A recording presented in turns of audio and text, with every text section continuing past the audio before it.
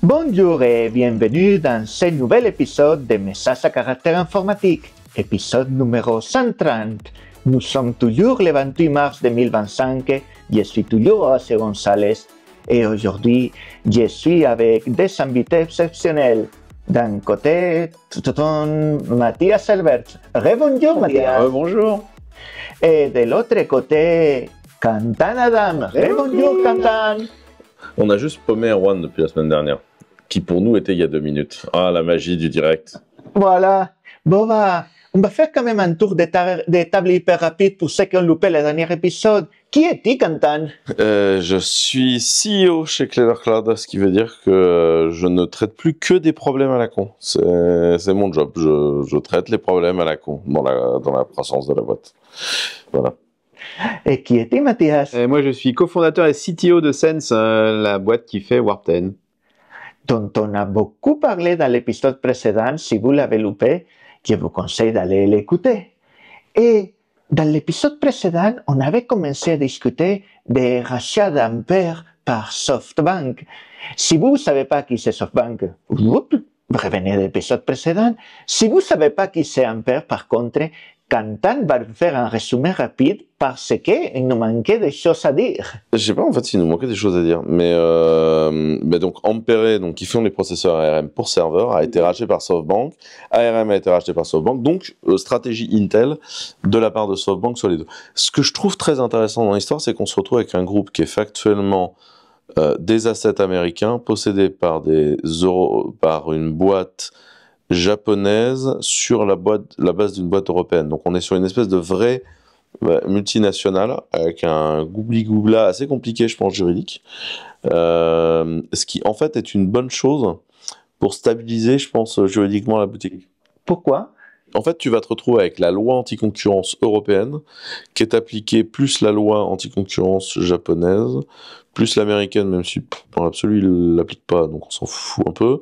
Et surtout, tu vas avoir la loi sur la donnée privée européenne et japonaise qui s'applique. Donc si tu veux la niquer, il faudrait que les deux lois changent en même temps, ce qui est très peu probable. Enfin, donc du coup, ça va. En fait, cette situation où en fait tu te retrouves avec un peu toutes les grosses lois du monde d'appliquer sur une seule boîte, ça va avoir un effet stabilisation en fait, puisque les lois vont s'équilibrer entre elles. Donc tu vas te retrouver toujours avec le plus grand périmètre légal d'appliquer sur cette boîte-là. Donc je pense que ça, c'est assez bien. Et puis, je pense que ça va déployer quelque chose de cool qui sont les processeurs ARM dans les serveurs. Et du coup, on va réduire la facture énergétique des data centers. Alors, quand je dis on va réduire la facture énergétique des data centers, vous attendez pas à ce que ça baisse, parce que comme de l'autre côté avec l'IA, on est en train de consommer une chier dans la partie réseau de neurones, parce que bon, qu'on soit clair, hein, la partie ARM est petite. Ah mais si, j'ai complètement oublié de parler d'un fournisseur ARM la dernière fois, Nvidia. Ah oui? Avec l'architecture Grace. Ah oui? On parle souvent du Grace Hopper, où en fait, tu as un Nvidia collé à un Hopper, donc le GPU, mais en fait, chez Nvidia, il y a également un CPU, qui est le Grace. Enfin, on l'appelle Grace, où tu n'as que le CPU Grace, qui est un ARM, qui est pas vraiment un produit public, dans le sens où ils ne le font que sur des supercalculateurs, avec une stratégie de la part d'Nvidia, qui est de dire, essayons d'économiser un peu d'élec sur le CPU, quand on fait que du calcul à base de GPU, où en fait, le CPU, très concrètement, il sert à faire passe-plat, quoi. Il faut pas grand-chose dans ce genre de supercalculateur. Mettons que du Nvidia, et donc t'as le Grace. Donc t'as effectivement aussi, du coup, l'ARM de chez Nvidia qui est concerné par ce truc-là. Donc, enfin, t'as quand même les plus grosses boîtes du monde qui, en fait, produisent de l'ARM aujourd'hui. Moi, j'attends de voir comment Intel va réagir à ça. Enfin, je serais Intel, je me mettrais immédiatement à produire des CPU ARM, et je foncerai là-dessus, quoi. Mais ça veut dire qu'on va tous se taper une migration logicielle, quoi. Mais qui est déjà bien avancé en vrai. Mine de rien, le fait d'un côté d'avoir les Mac et de l'autre côté d'avoir des petits ordinateurs sur Linux ARM depuis un bail fait que beaucoup de briques sont déjà prêtes à être ARMisées. Soyons francs, hein, chez les gros acheteurs, par exemple chez Amazon, quand tu vois le prix du graviton par rapport aux autres, il y a quand même des gros morceaux qui ont été déjà coordonnés sur du graviton chez les gros acheteurs. Hein. Donc c'est pas, ça sort pas de nulle part, quoi. Il y a des vrais gros enjeux là-dessus, quoi. Voilà. Et à quel horizon tu penses que ça peut commencer à changer? Je pense que ça change déjà et ça change assez vite, hein. Et encore une fois, l'enjeu, c'est qu'aujourd'hui, en fait, pour moi, l'enjeu du hardware, enfin, on s'est tapé 10-15 ans qui étaient un peu boring en termes de hardware, où globalement, la question c'était sur le serveur comment vont les Xeon et sur le laptop comment vont les corps de Duo, quoi. Enfin, tu vois, il y a eu quand même 10-15 ans très pénibles, quoi. Ça ne s'est pas grand chose, quoi. Et là, on est quand même dans un monde où sur le CPU, t'as quand même AMD qui a bien attaqué Intel sur l'architecture AMD 64 et donc la Intel de référence. Donc t'as quand même beaucoup des pics en production partout, y compris chez Clever, hein. Le gros de notre infra aujourd'hui, c'est de l'AMD. Sur le serveur, ils ont fait, puis ils étaient pas chers, quoi. Et puis t'as Apple qui a relancé quand même vraiment le débat avec l'ARM. Donc tu as l'ARM qui arrive partout. Est-ce que l'ARM Windows va finir par être un sujet? Enfin, c'est une grande question. Et après, le deuxième grande question sur le hardware, c'est les coprocesseurs d'IA. Globalement, quand vous faites de l'IA, vous avez besoin de faire des opérations de matrice. Il se trouve qu'un GPU, ça sait faire les opérations de matrice. Mais c'est pas fait pour ça, en fait. Et du coup, il bouffe beaucoup d'électres pour les faire. Et il y a un gros morceau du silicone qui sert à pas grand chose dans l'opération, c'est pour afficher des graphismes 3D, quoi. Et donc, autant l'interconnexion entre les cartes, le fameux NVLink, est aujourd'hui obligatoire pour entraîner les réseaux de neurones, et très sincèrement, je vois pas très bien comment se passer d'NVIDIA sur ce sujet-là. Surtout qu'ils ont fait des gros sujets d'accélération depuis qu'ils ont racheté Mellanox, qui était un fournisseur de cartes de réseau, en fait, enfin de chipset réseau et de switch, etc. Ils ont racheté Mellanox, machin. Mais surtout, en fait, dans l'inférence, donc l'utilisation des modèles, la carte graphique est pas nécessairement un truc qui est hyper utile, quoi. Et donc, depuis que ChatGPT a breakthrough dans le marché, il y a un certain nombre de teams qui se sont dit qu'ils allaient révolutionner le secteur de l'inférence. Et donc, il y a un certain nombre de trucs qu'on appelle de façon un peu pompeuse dans le marché des NPU, pour Neural Processor Unit, qui sont en fait des cartes qui font juste le morceau de bidule dont on a besoin pour faire de l'inférence dans une NVIDIA, et qui vont le faire en ajoutant des trucs ou supprimant des trucs, notamment en se mettant des grosses barres de mémoire de cache dans la carte, parce que c'est ça qui va faire la rapidité, en fait, du nombre de tokens que tu vas cracher à la seconde dans ton neuroprocesseur. Et donc aujourd'hui, on est 2-3 ans plus tard, ce qui est globalement le temps d'un cycle en semi-conducteur. Et donc, on va avoir un certain nombre de cartes qui sortent. Donc, tu as les Furiosa sud-coréennes. Donc, ce qui se murmure dans le marché, c'est que Facebook voudrait les racheter. Qui est intéressante. T'as la Spin Cloud allemande avec qui on discute, qui est assez intéressante. T'as la Vessora française qui est, à mon avis, la carte la plus intéressante du marché, mais qui n'est pas complètement tape-out.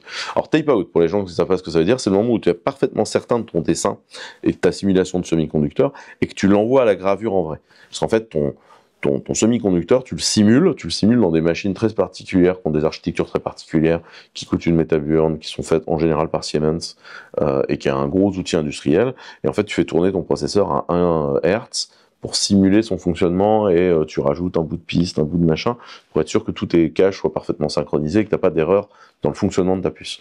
Et c'est tape-out, c'est le moment où tu es sûr de ton coup et que tu envoies à la gravure, et là, globalement, tu envoies chez TSMC, TSMC te fait des batchs de prod et te renvoie des puces, et là, tu vois si ça marche comme tu avais prévu.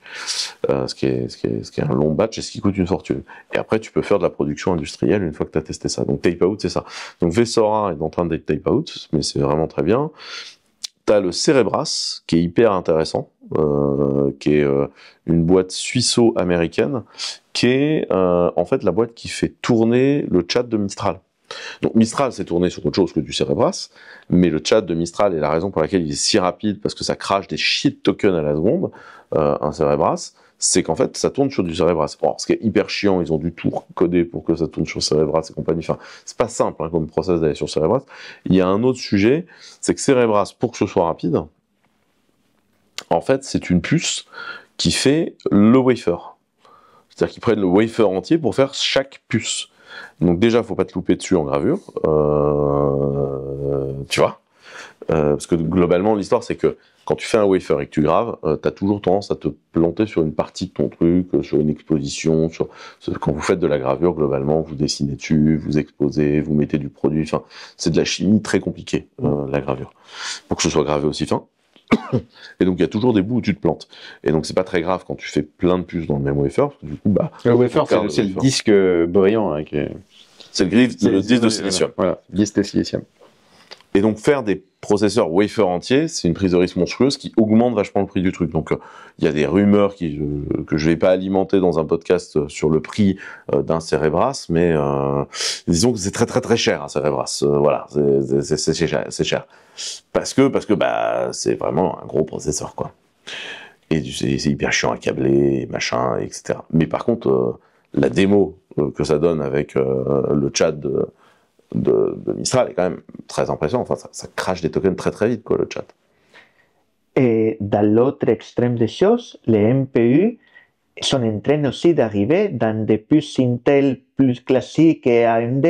Intel avec la série U, pas I, mais U, les Ultra, l'Ultra-Core 7 et 9, ils sont des MPU. Il n'y a pas encore beaucoup de drivers à part une implémentation d'OpenVINO qu'il faut compiler, installer soi-même, et il n'est pas compatible avec pas grand-chose. Par contre, les puces commencent à sortir dans des laptops, dans plein de nouvelles séries de laptops qui sortent cette année, qui seront équipés nativement avec des puces MPU, ce qui devrait donner des performances beaucoup plus intéressantes pour tout ce qui est la IA sur l'ordinateur sans devoir les équiper avec une carte vidéo qui détruirait la batterie, etc. Oui, c'est ça. Et en fait, le truc, c'est que assez rapidement, les gens ne se rendent pas compte, mais l'IA, c'est en fait, tu vas appeler X modèles les uns derrière les autres et ils vont se répartir. Et donc, en fait, une partie du truc va certainement être fait par ta machine. Et du coup, tu vas avoir des espèces de routages qui vont être faits par ta bécane vers des bidules qui seront peut-être eux en ligne ou pas, je sais pas comment ça va se mettre exactement, mais en tout cas le hardware est excitant en ce moment parce que ça, pour ceux qui font de l'IA, il y a un truc génial à regarder qui est zml.ai. D'ailleurs, il faudrait qu'on invite Steve dans un massif présenter ZML et voilà, qui est en fait c'est un truc qui est fait pour recompiler les modèles pour targeter différents layers hardware d'accélération parce que par contre sur un CPU, l'IA c'est Lanzaras, c'est pas jouable quoi. Par contre, eux ils font des fois des trucs où tu te retargetes pour utiliser les cartes graphiques de chez AMD quoi. Et là, tu gagnes beaucoup d'argent sur le truc ou d'autres coprocesseurs. Mais il y a d'autres coprocesseurs de traitement. Tu as justement Huawei qui en a un par la même boîte de semi-conducteurs, dont j'oublie toujours le nom en Chine, mais ça s'appelle les Altitude, je sais plus quoi, 800 machin.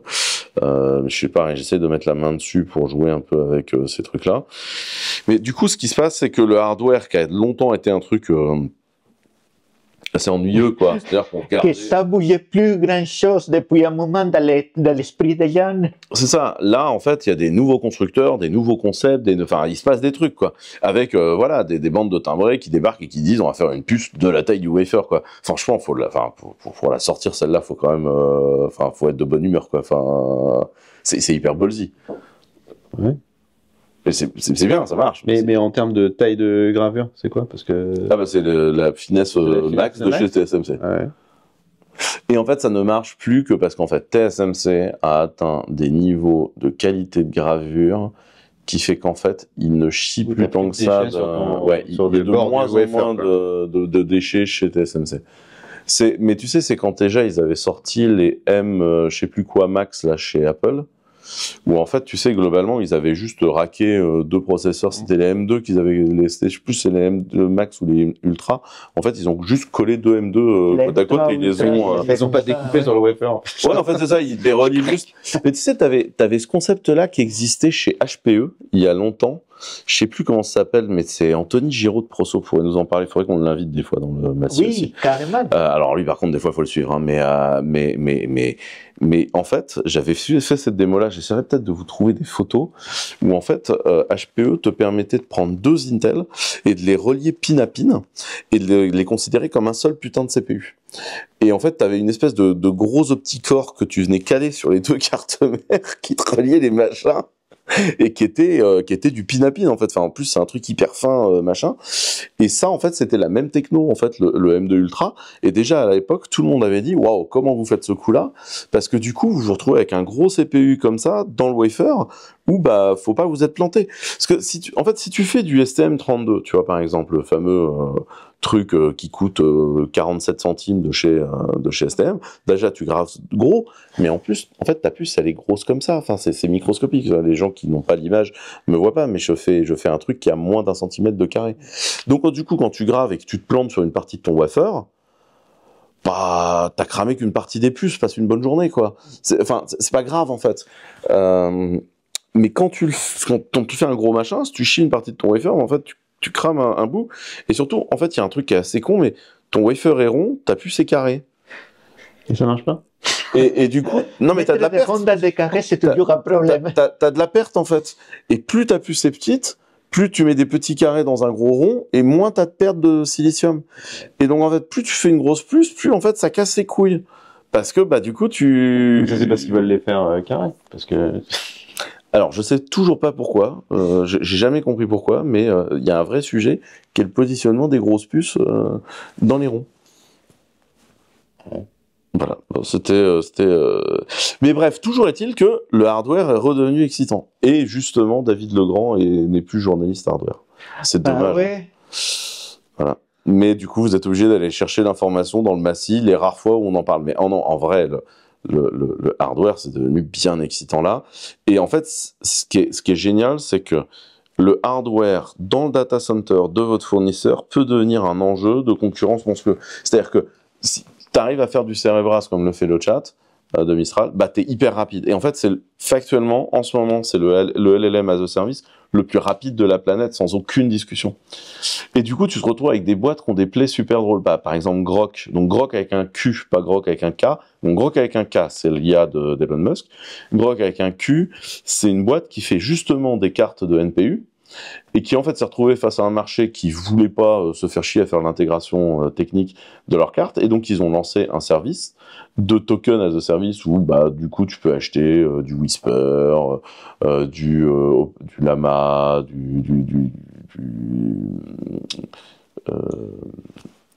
merde, comment ça s'appelle?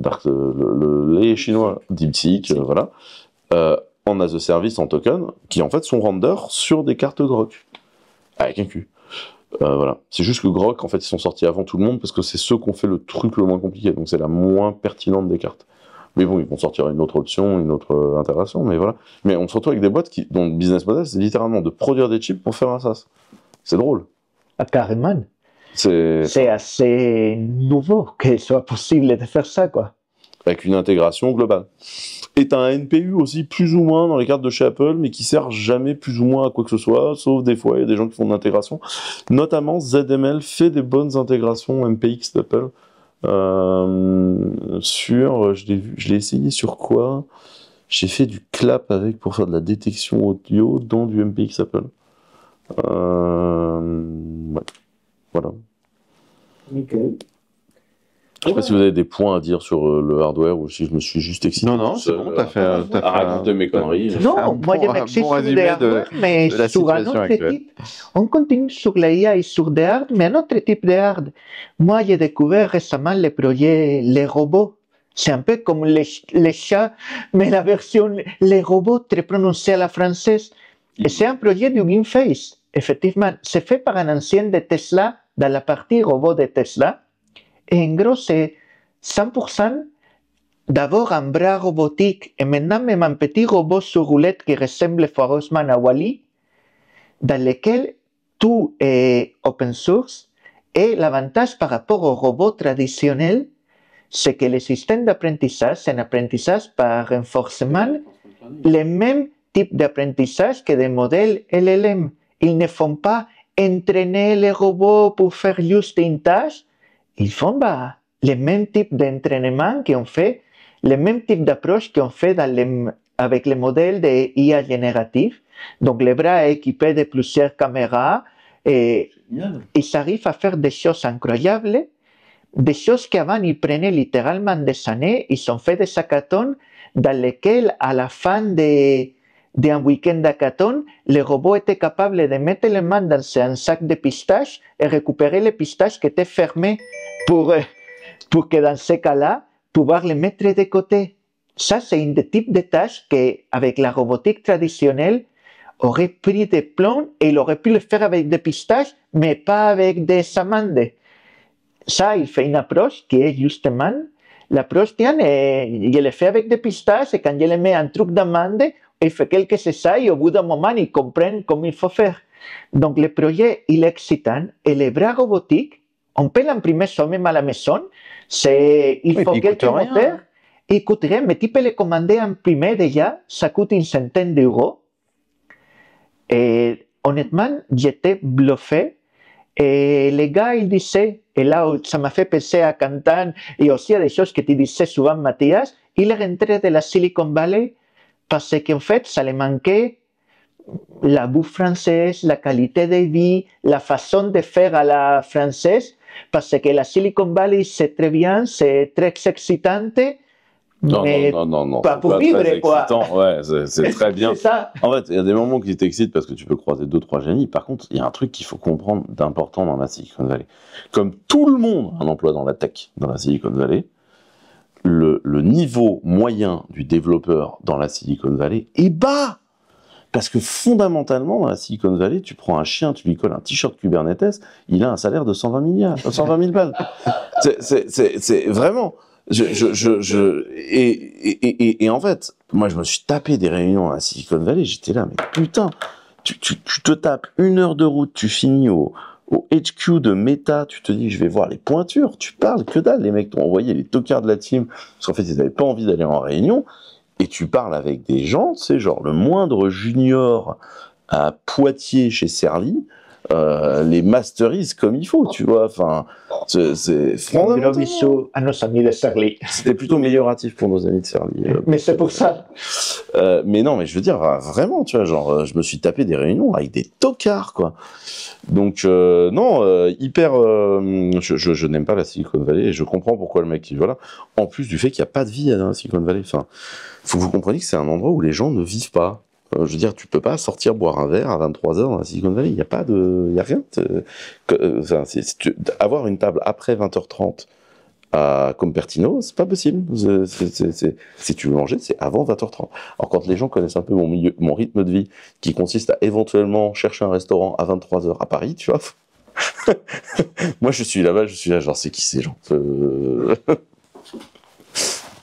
Mais voilà, le projet, les robots, honnêtement, c'est super excitant parce que ça montre qu'il y a une approche et derrière, il y a une volonté industrielle. C'est pas pour faire des jouets, c'est pour ensuite révolutionner la façon comme les robots industriels sont faits et entraînés aujourd'hui.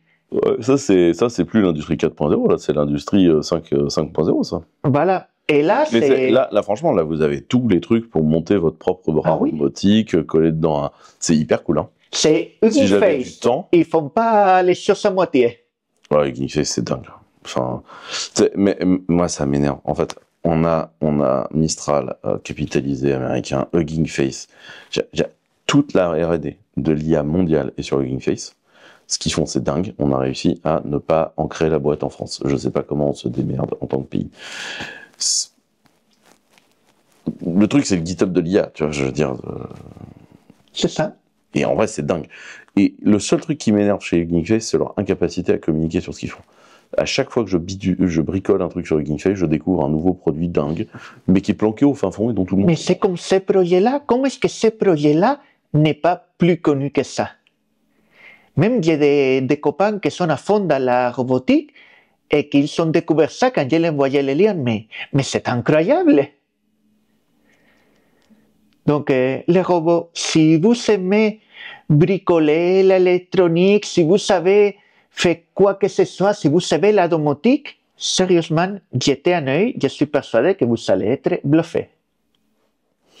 De manière générale, regardez ce que fout Hugging Face.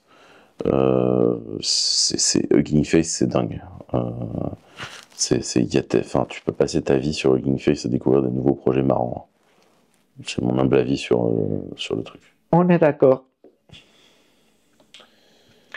Bon, il y a d'autres news pour ce petit épisode?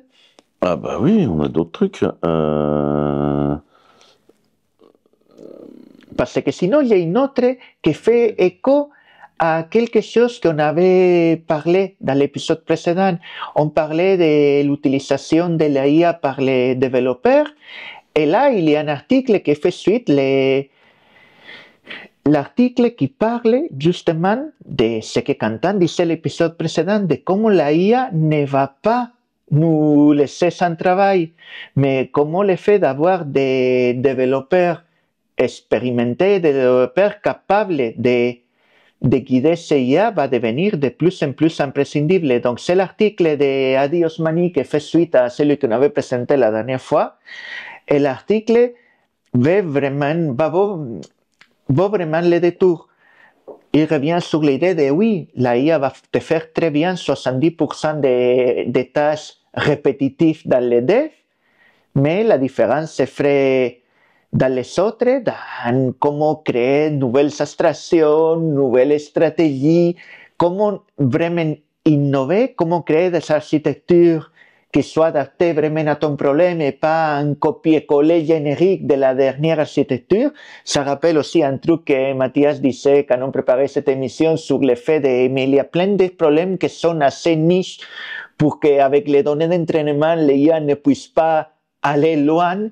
Et comment ça, littéralement, la phrase qu'il dit, c'est que des skills, des compétences d'ingénierie durable sont et vont continuer à être essentielles. Ça s'appliquera d'une autre façon, on tapera peut-être moins de code lettre par lettre au clavier et on parlera plus à la IA, mais derrière la compétence d'ingénierie logicielle, elle est là pour rester.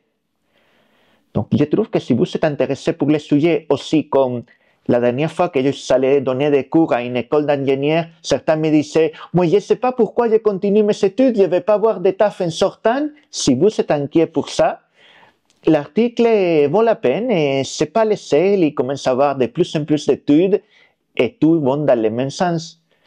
Tout ça, ça se posait la question qu'on se pose aussi des fois, c'est si la IA arrivait vraiment à remplacer les 70% d'emplois qui disent qu'elle va remplacer, quel changement de société tu fais derrière pour que la société puisse continuer à être viable?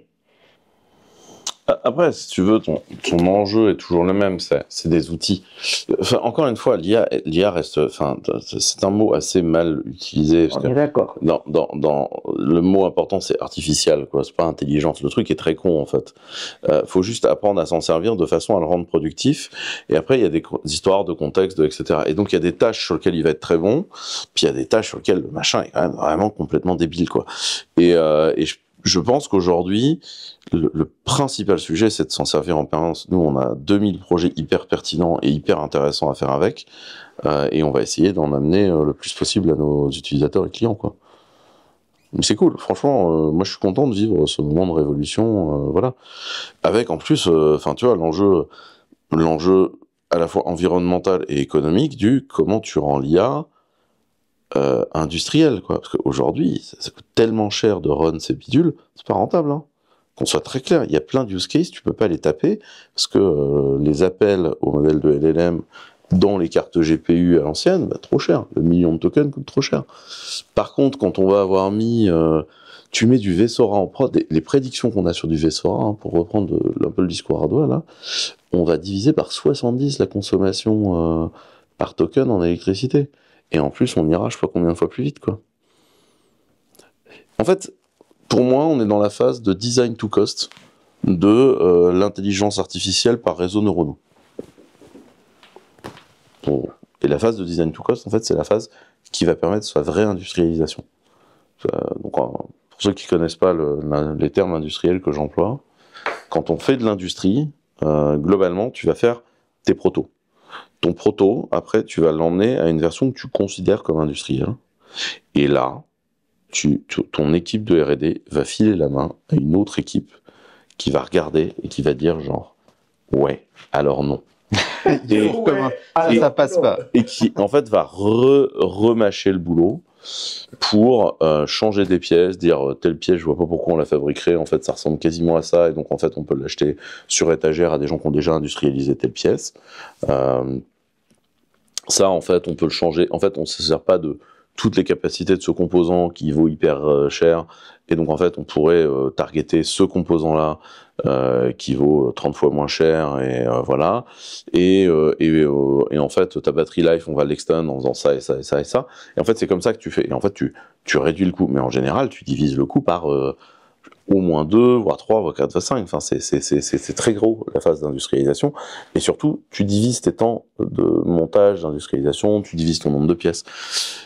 Une des machines que vous pouvez voir avec un des meilleurs design to cost, c'est l'Ami de Citroën, c'est la petite voiture. Oui. En fait, si tu la regardes, bah en fait, l'avant et l'arrière, c'est la même pièce en plastoc. Ouais, les portes, c'est pareil. Les portes, c'est les mêmes. C'est pour ça qu'elles s'ouvrent une fois par l'avant, une fois par l'arrière, parce qu'en fait, c'est la même porte. Donc, ils l'ont juste monté dans un sens ou dans l'autre sur la bagnole.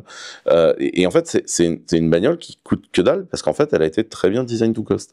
Et vraiment, ils ont breakdown tout. Vraiment, ils ont été très très bas.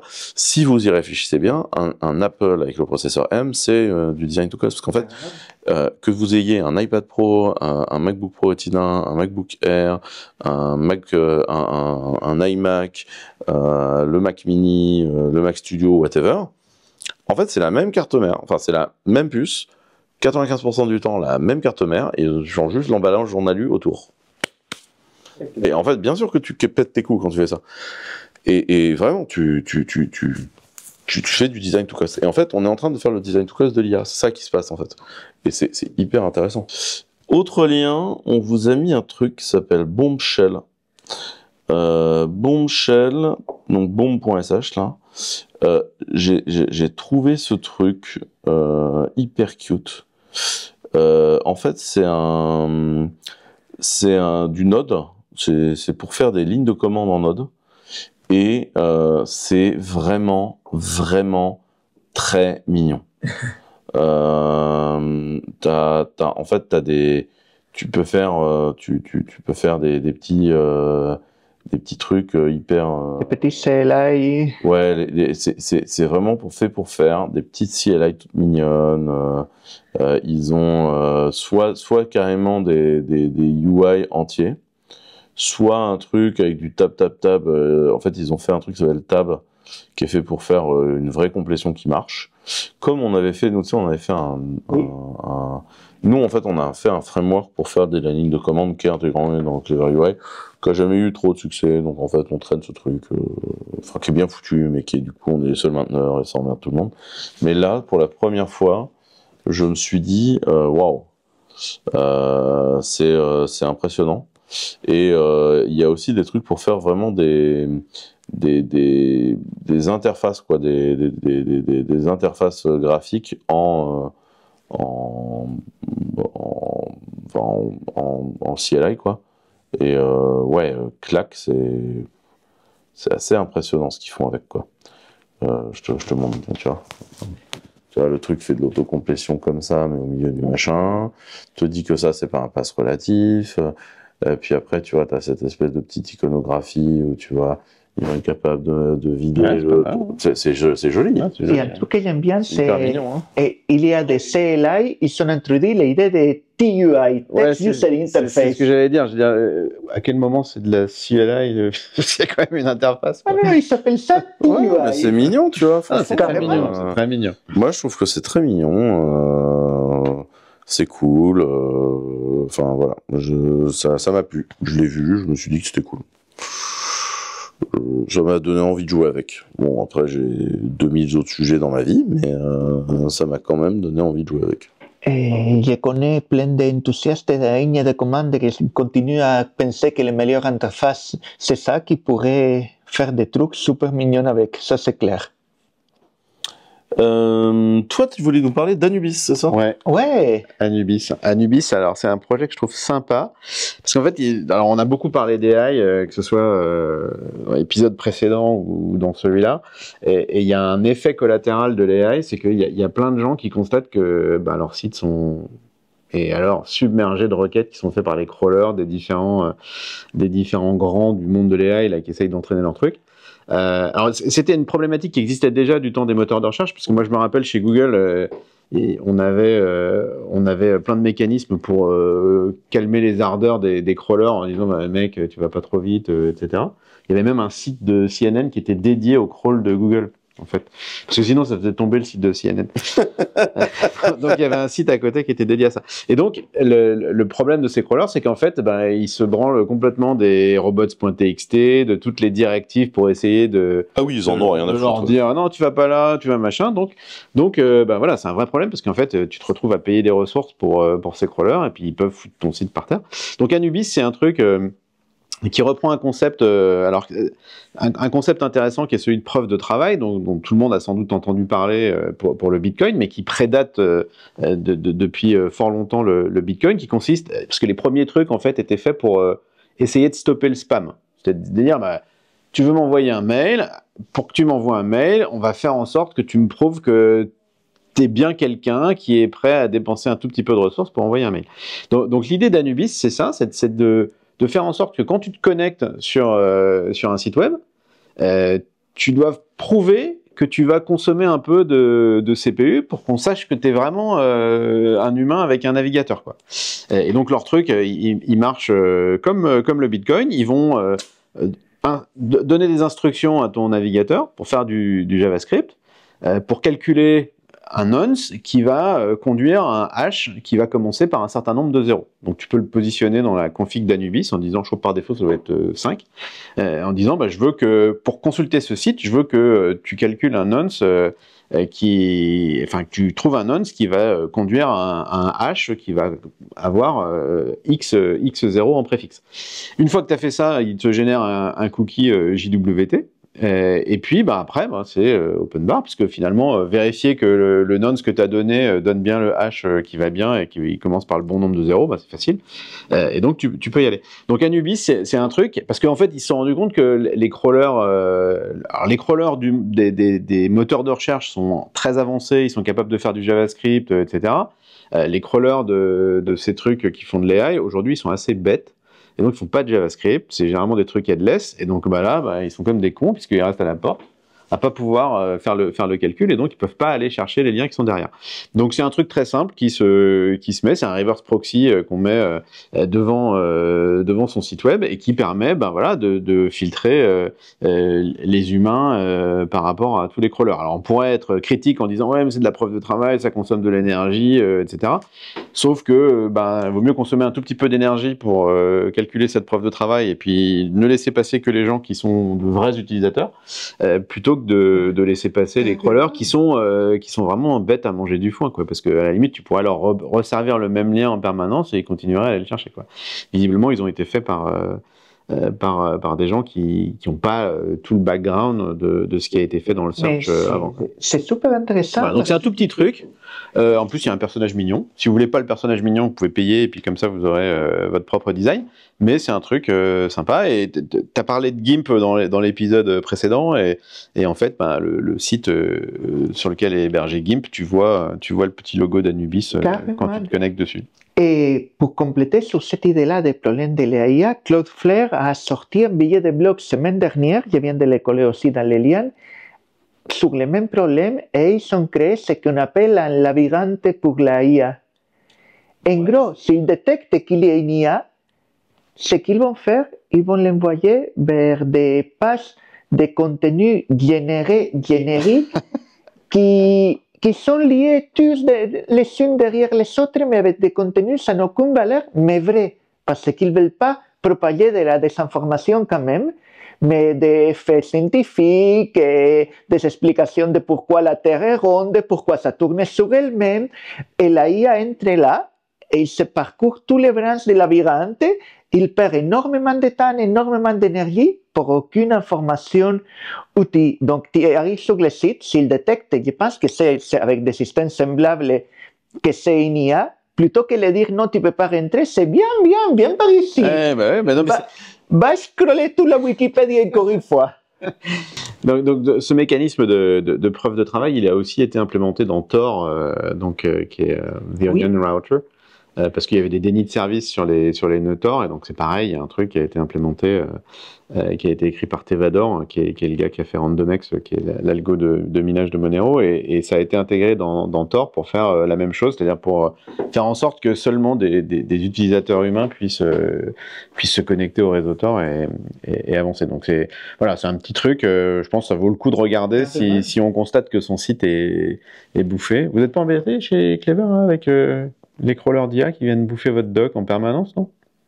Alors non, nous on leur a même filé un truc LLM pour eux.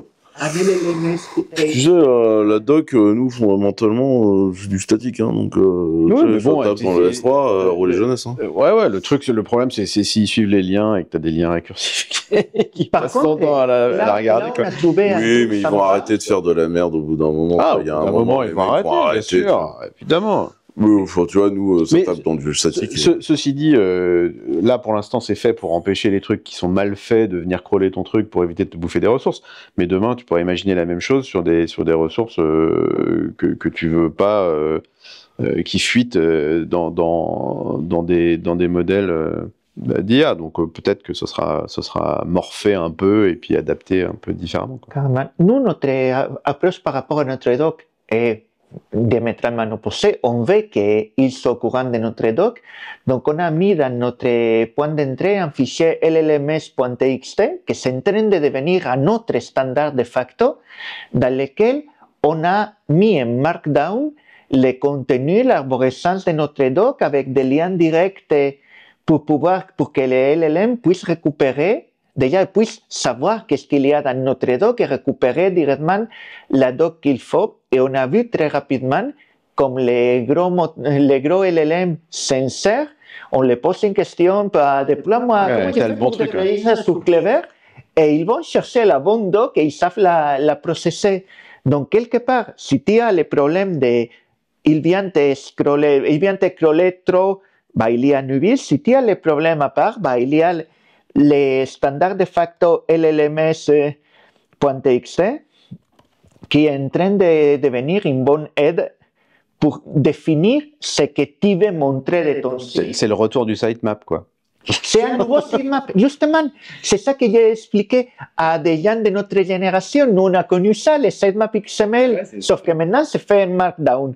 C'est justement ça. Et ça, c'est un truc que j'aime bien avec l'IA. Franchement, je trouve que c'est absolument génial. C'est la revanche du Markdown. Ah, ça, c'est clair. C'est pour une raison qui est très simple. C'est hyper facile à générer en LLM. Je sais bien, mais c'est tous les langages à balises qui s'ouvrent, qui se ferment ou un point doc en LLM, c'est un enfer. C'est vachement bien. Moi, et d'ailleurs, moi, c'est ce que j'explique très souvent, c'est qu'il y a une opportunité de reprendre la main sur les outils bureautiques, qui est qu'en fait, sur le collaboratif temps réel et le LLM, t'as le même problème. En fait, c'est des formats qui sont les formats bureautiques traditionnels sont des formats, c'est ingérable faire les CRDT, je sais plus comment, CRDT stand for, CRDT. Le format docx, alors, on me dit type de données répliquées sans conflit, c'est conflict free replicated data type. Donc, abrégé CRDT, c'est globalement ce qui permet à Google Docs de vous faire du temps réel. C'est Google Wave. C'est Wave, c'est tous ces trucs-là.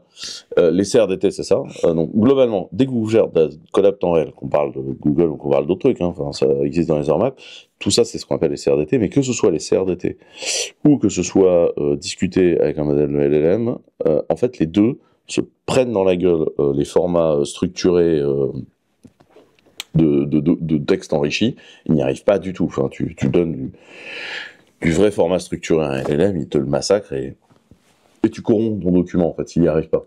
Et t'as le même problème, en fait, je sais pas si vous avez remarqué, mais dès que tu joues un peu trop avec les styles dans Google Docs, il y a plusieurs, ça part en t'as le même problème. Et pour moi, c'est un des enjeux qui fait que t'as une possibilité d'action au sein du truc qui est pas négligeable et inintéressante. D'ailleurs, si vous voulez avoir un bon CRDT open source hébergé par vous, on a sorti la démo de comment héberger Docs, le produit de la suite numérique de l'État, sur du Clever Cloud. On peut vous mettre le lien.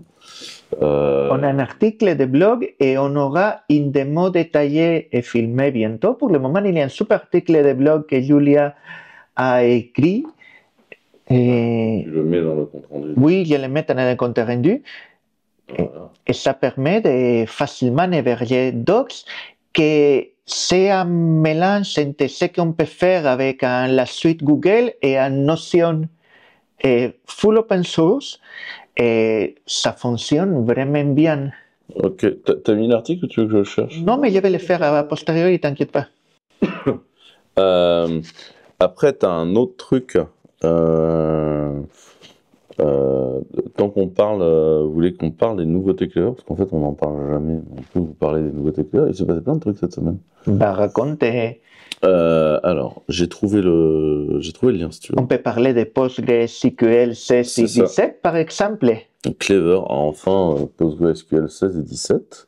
Pareil, on va vous mettre le lien. Avec, par défaut, maintenant, quand on crée un Clever Cloud, vous êtes en P17, en Postgres 17. Donc ça c'est cool, on a mis à jour les trucs et on va continuer à mettre à jour. C'était un gros boulot parce qu'en fait on est en train de changer la façon dont on fait les images. Donc en fait ça fait 8 mois qu'on s'emmerde vraiment et on est en train de faire toutes les générations de binaires dans de la CI. Donc voilà. Dans les autres mises à jour, on vous a également mis à jour Keycloak dans le système d'IAM as a service là, de Clever avec Keycloak. Donc là, il est en dernière version 26.1.4. Je crois même que la news est d'aujourd'hui, si ma mémoire est bonne. Dans les trucs qu'on a sortis aussi, de très cool, on a mis en disponibilité FrankenPHP. Donc pour ceux qui ne savent pas, donc PHP qui est habituellement bidule, qu'on va intégrer un peu à la porcase dans le format, avec un Apache server qui tourne, etc. FrankenPHP, c'est un moyen où globalement il a été buildé avec un caddy, etc. et l'interpréteur PHP. Et le but, c'est de pouvoir le lancer plus comme on lance un Node, un Python, enfin comme on lance tout le reste en fait du marché, où du coup il va se self-hoster, enfin se self-porter. C'est une version un peu plus moderne, je dirais. C'est une version c'est interpréteur PHP codé en Go qui incorpore son petit caddie pour faire la partie. Non, c'est toujours le PHP natif. C'est pas le. Si, FrankenPHP, c'est les. Non, mais c'est en Go, mais ils ont pas. Ça reste le même interpréteur PHP que d'habitude. C'est pas un autre interpréteur PHP. C'est embed l'interpréteur PHP. C'est pas. Non. Qui voudrait réécrire un interpréteur PHP? Non, c'est ça. C'est une application. Alors, la raison pour laquelle Mathias est en train de se foutre de ma gueule, c'est parce qu'il y a longtemps, chez Clever, le tout début de Clever, on était parti se réécrire un interpréteur PHP en Java. Mark Zuckerberg a fait un truc semblable, non? Mark Zuckerberg a fait un truc, non. Il a fait un truc semblable. Non, FrankenPHP, c'est la partie toute la partie serveur de PHP, serveur d'application de PHP, plutôt que le faire comme un truc qui se plug sur un Apache ou un Nginx, c'est écrit en Go, il appelle l'interpréteur PHP pour interpréter PHP, mais tout ce qu'il y a autour, c'est écrit en Go, donc tu as ton petit binaire et tu le lances. Il y a encore beaucoup de gens qui utilisent Apache, c'est sympa. Oui. L'écosystème PHP. Tout l'écosystème PHP. Oh là là. Mais l'écosystème PHP qui est énorme et qui continue à être le moteur d'une bonne partie de web. Ça marche très bien. C'est quoi ce mode PHP Non, c'est plus mode PHP. Ah ouais, mode PHP, ça fait longtemps que j'en ai plus fait. Non, c'est du FPM. Non, mode PHP, par contre, on a globalement réussi à le sunset. Non, il y a 2-3 trucs où, genre, ils en ont encore besoin, mais non, c'est vraiment pas une bonne idée de faire du mode PHP. Tu fais du PHP FPM où tu exécutes l'interpréteur, en fait. Globalement, tout l'enjeu de PHP a été de sortir du modèle de serveur d'application, mais tout comme Java a dû sortir du modèle serveur d'application, tu vois, où tu vois, avant, tu lançais le WebLogic qui mettait 15 minutes à démarrer, machin, t'allais coller ton EAR dedans, qui lui-même contenait des WAR, qui machin. Globalement, le concept de serveur d'application encapsulé, full autonome, machin, est en train de crever. Enfin, en vrai, je pense qu'au moment où on l'a fait, on était tous de bonne foi, mais c'était quand même pas l'idée du siècle, quoi. C'était quand même très pénible à utiliser ce bordel. Donc voilà, on a mis en place FrankenPHP. On vous a mis également une démo qui utilise le Materia KV, donc en Redis en FrankenPHP, sachant que le Materia KV est le truc qui deviendra chez nous le Session Store de PHP. Donc, on est en train de faire plein de boulot sur la partie PHP et franchement, c'est très très cool. Le client JS est sorti dans une nouvelle version chez Clever, vous en foutez peut-être un petit peu, mais le client JS de notre API est en 10.0, donc c'est une version majeure, on a fait plein de ménage dedans. Pour tous ceux qui veulent avoir simplement un petit paquet JS qu'ils installent et pas te soucier de comment j'ai fait pour faire les appels curl, pour utiliser l'API ou les appels fetch pour utiliser l'API de Clever.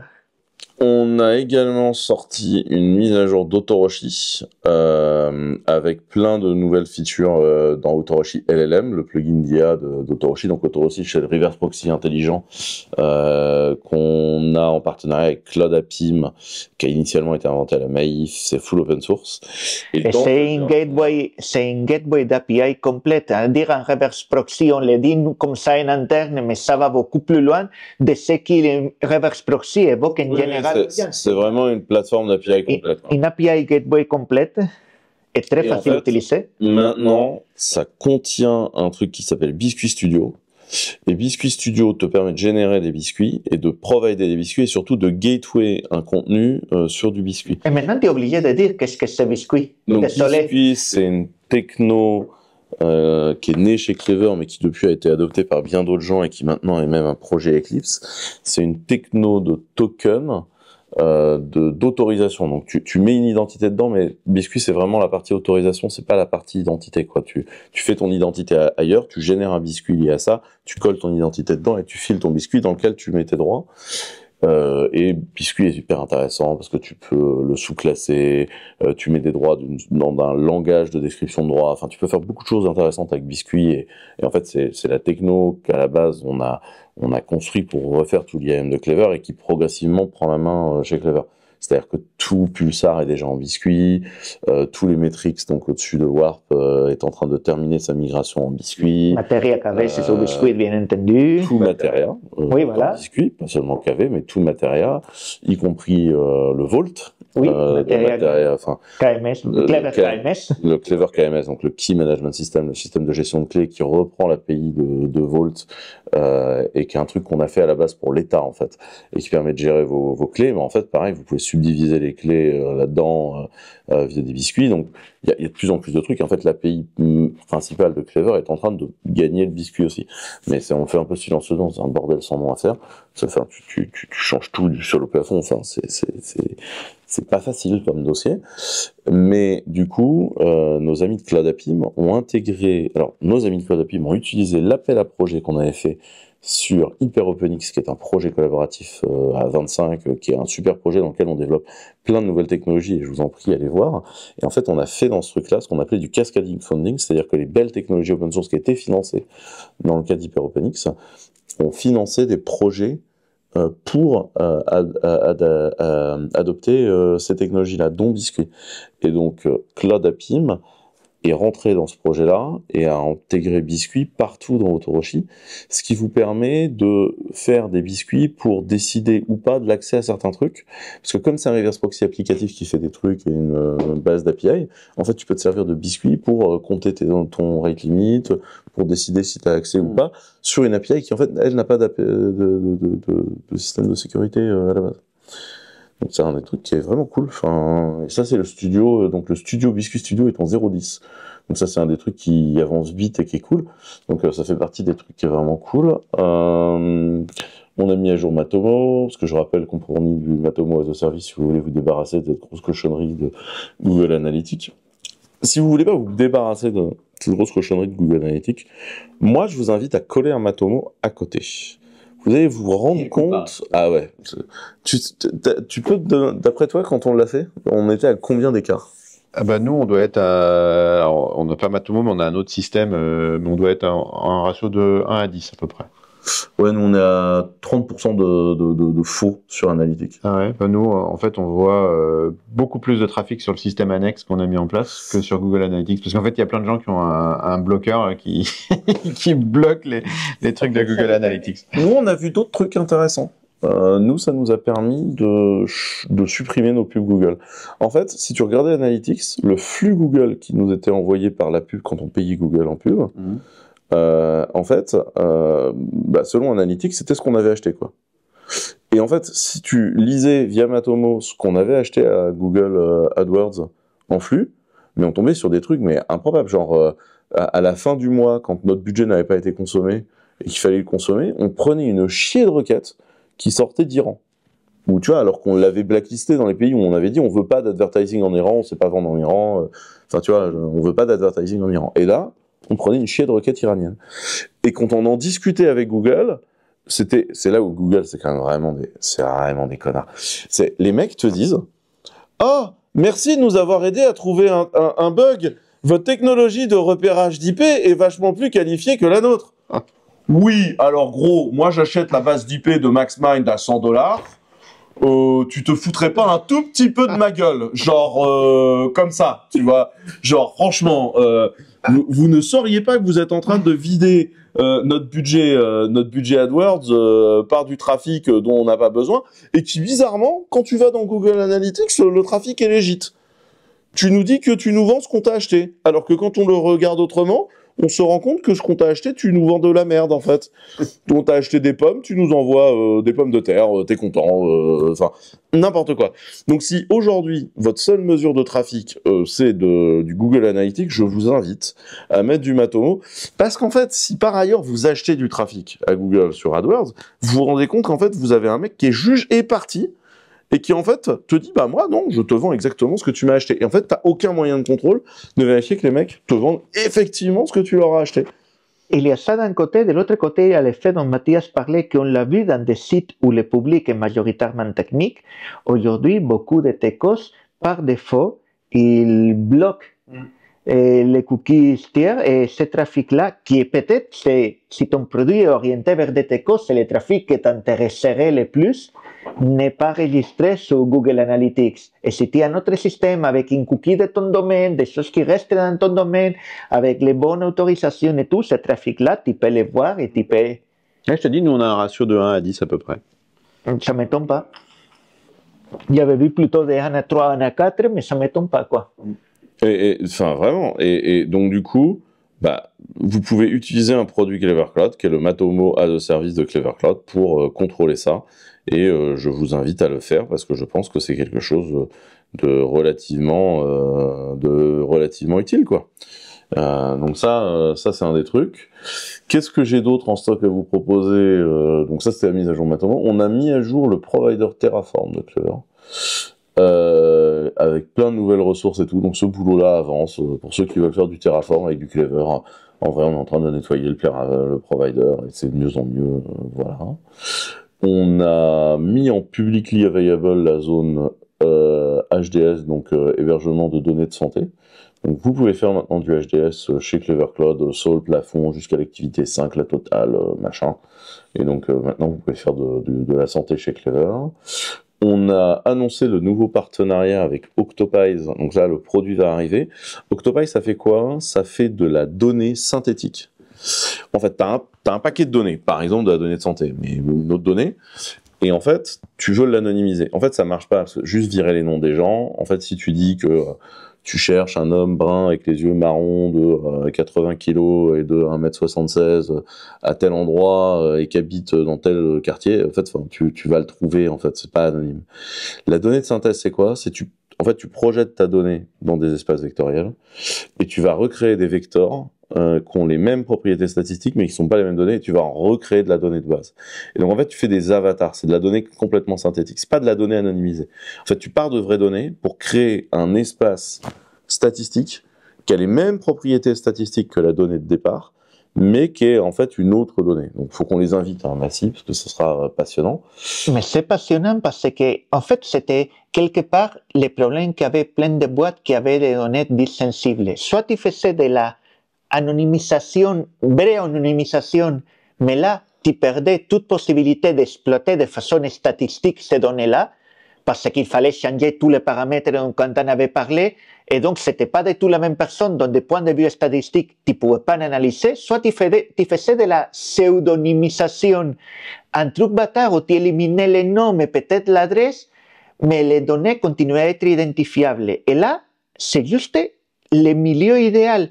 Les données, tu ne peux pas récupérer la donnée initiale, tu ne peux pas identifier, mais tu peux quand même faire d'analyse statistique. Et ça permet de réutiliser des données sans à aucun moment te prendre les pieds dans le tapis par rapport aux données privées des gens, à la RGPD, à la protection des données. Par exemple, parmi les premières use cases qu'ils sont, il y a de la recherche médicale. Tu ne peux pas faire n'importe quoi avec la recherche médicale, tu ne peux pas utiliser les vraies données des gens. Par contre, il faut que ça soit statistiquement équivalent. Pour faire du profilage aussi marketing, au lieu d'utiliser ton set de people marketing, tu recrées des trucs et en fait tu vas pouvoir continuer à faire du marketing de qualité mais sans bousiller les données privées des gens. Donc en fait, parce que tu vois, à chaque fois les gens me disent la GDPR ça empêche le business, c'est pas vrai. Non. GDPR as a business model, donc je vous invite à aller voir la conférence qui a été donnée lors du Clever Cloud Fest par Benjamin Bayard. Cette conférence est brillante et je suis sûr qu'on va trouver le lien et le mettre. Mais ensuite, en fait, tu peux faire des choses bien mieux. Et là, notamment pour entraîner des modèles, ce qui est bien, c'est que en fait, la façon dont est foutu Octopies, tu peux partir d'un volume de données faible et en générer un volume de données beaucoup plus fort.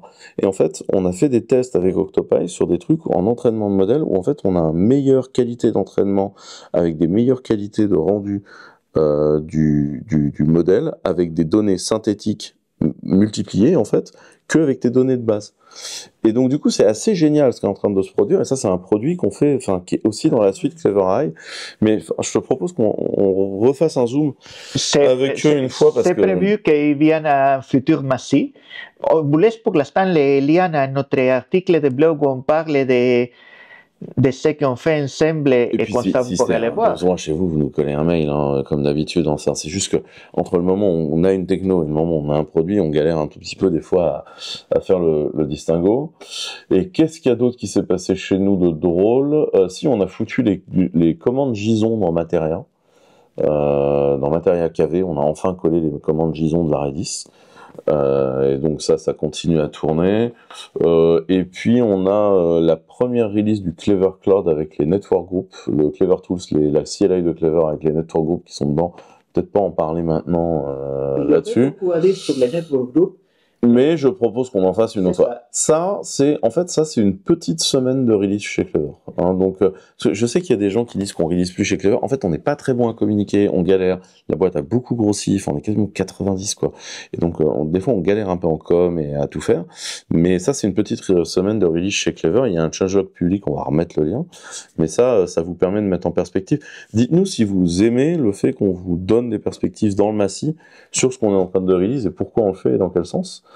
Mais vous nous dites si ça vous intéresse ou si en fait on vous fait chier quand on donne ces news là, mais je pense que c'est c'était notre proposition quoi. Bon, et je pense qu'encore une fois on a réussi à remplir un autre épisode et cette fois on va pas oublier, on a une proposition musicale pour finir comme d'habitude. Quentin, qu'est-ce que tu nous proposes? Allez, c'est moi qui fais les propositions musicales. Alors, qu'est-ce que je vous propose si je suis obligé en fait parce que voilà.